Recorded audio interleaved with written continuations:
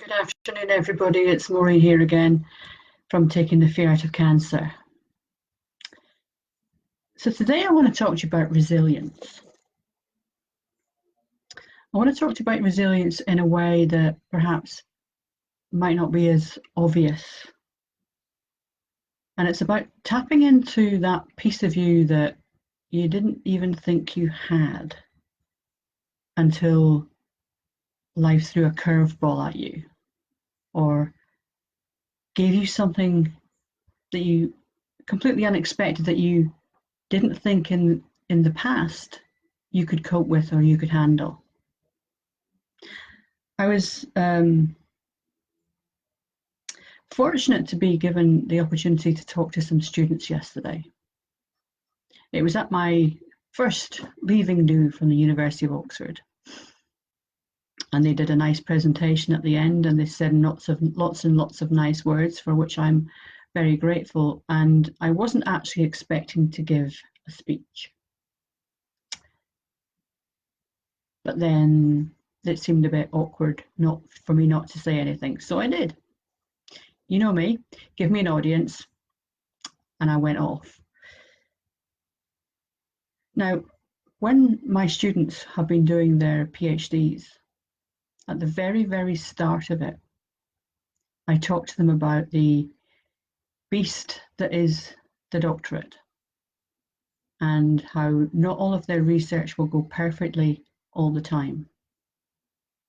And it's a bit like life. It ebbs and it flows in and out, a bit like the waves on the ocean, up and down all the time.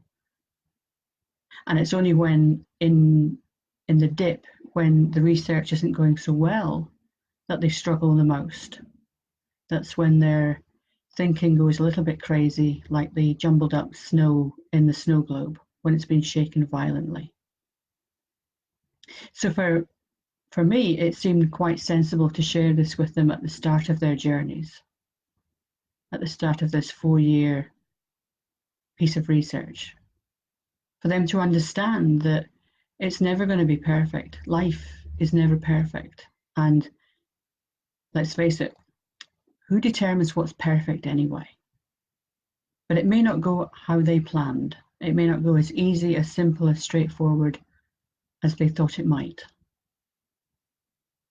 And most of them thought the problematic or the most difficult situation or issue was for them to actually get into Oxford in the first place. Whereas actually that was the simple part.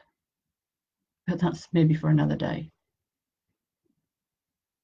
So I also talked to them about what it means to get support. Now, whether that's support for doing collaborative research or get support for when they're thinking that life is a bit tough and they need a bit more help or a hand holder or somebody just to listen, getting that support. And that's true for the students whilst they were going through their PhDs, but moreover for those that I deal with, the people that I work with on a daily basis, and that's those with a cancer diagnosis, or even the handholders of those that have a cancer diagnosis, because they need some support too. There's a kind of a little visual aid I use when I was talking to the students. And it's a slinky, but it's not just any old slinky, not just a tiny little one. This thing is a monster beast and it's multicolored because obviously it's mine. So it's got many, many colors in it. And the demonstration that I would do is to take the slinky and hold it as far as I can and hold it out as wide as I can and say, on my own, I can get this far. And it's reasonable distance, but it's not to the full extent that the slinky can get pulled out. Then I get 2 students to stand up and they take it from corner to corner of the room. And it's a visual aid to show them that if they work together, if they have some level of support, if they work as a team, as a unit, as a group, how much further they can take the research, how much further can they take the the work they're doing together, but moreover, how much a support mechanism or team can actually be really, really helpful. And that's true of research as it is of life in general, but moreover, it's very true of anybody going through any level of major illness, including cancer. So I love my Slinky. And David's watching. I'm sorry, David, I will be taking it with me because I will be needing it for other arenas. But going back to resilience, and for me, it's about understanding that it's always there. It's this like your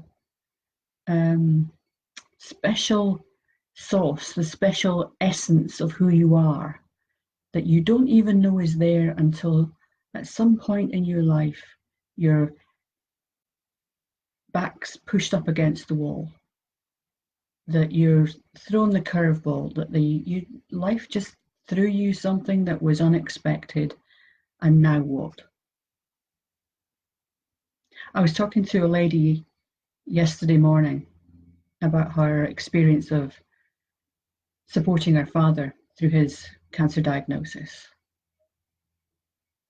And it wasn't until after he had passed away and after everything had calmed that she reflected on everything she had been doing to support him, including full-time job, working all the hours that God sends because she had to in order to make ends meet, while still giving him support, putting care packages in place, doing all this stuff on top of life.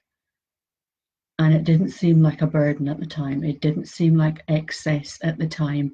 It didn't seem unusual to her until she stopped and reflected on it and thought, wow, how on earth did I do that? Where did all of that extra resilience, that extra bit of energy come from? And it was done beyond thought. It was done before thought, because if she had stopped to think about it, she may never have even started the process. But we go into automatic pilot when we're faced with a crisis. We go into that space that doesn't actually expect you to think about it, because you go into a natural supporting mechanism, a natural, I'm not sure what the word is I'm searching for here, but it's a space that is within each and every one of us that we don't even recognize is there until it's called upon. That inner essence of you. Some people refer to it as your inner diamond, that glow within you that doesn't actually need to get shown or is shining to the world most days until something crazy happens in your life. So it was interesting for me listening to that yesterday and listening to this lady talk about her experience. I was interviewing another lady this morning about her experience of supporting a family and a young boy who had a brain tumor. And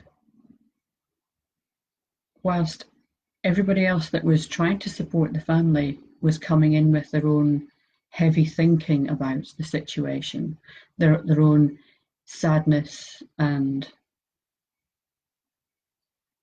showing a huge amount of concern, and they were thinking that this was the best way to support. And she went in and she parked the ego at the front door. She parked her thinking at the front door. She parked everything. And when she just sat with the family and the little boy, she was present. She came from a place of pure, unadulterated love. No judgment.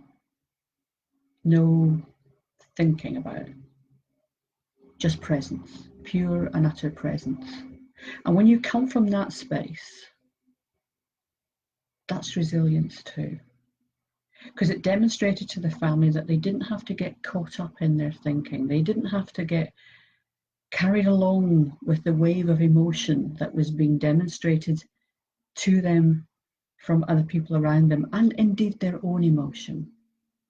But not making any judgment call on when they got caught up in the thoughts and the feelings.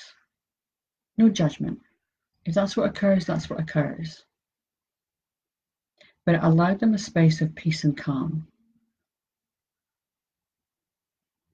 But also the little boy was deemed to be ultra brave. He wasn't being ultra brave, he was being ultra Nigel. Nigel was his name.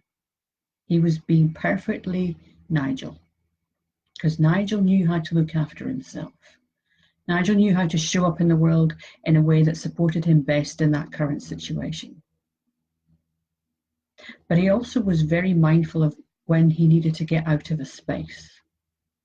And there were times when they wanted him to turn up to a fundraising event. And with all the negative and all the sadness around him, it was impacting his well-being. So he asked to leave. And as soon as he was away from the space, he was back to his normal self. Nigel didn't need to be taught that. Nigel didn't need to have a manual about how to be Nigel. He was just perfectly Nigel, all by himself. And as are you and I. So when I went through my cancer diagnosis, my cancer experience in 2017, I didn't know any other way of doing it than my way. I could have been given a manual, a 10-step process. I could have been given, do this, don't do that, try this, try that. And it may or may not have worked, but it more than likely would have impeded my recovery and would have impeded my experience of the whole process. Because the only way I knew how to deal with it was Maureen's way.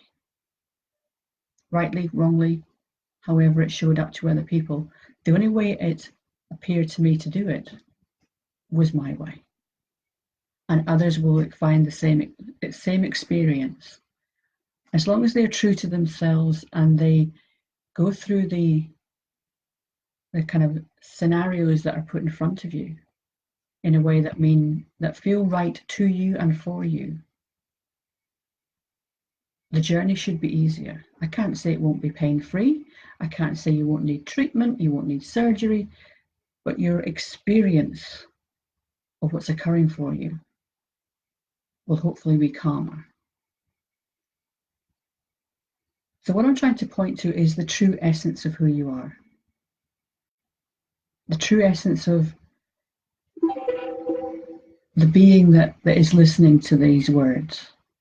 And it's not the words that I'm saying, it's beyond the words. It's the feeling that you may be getting from what I'm saying. You don't have to try too hard. You don't have to do all of these fancy techniques to get to this place, because it's in you already. It's allowing your ego, the brass band inside your head, to stop enough for you to listen, to hear that still soft voice inside of you.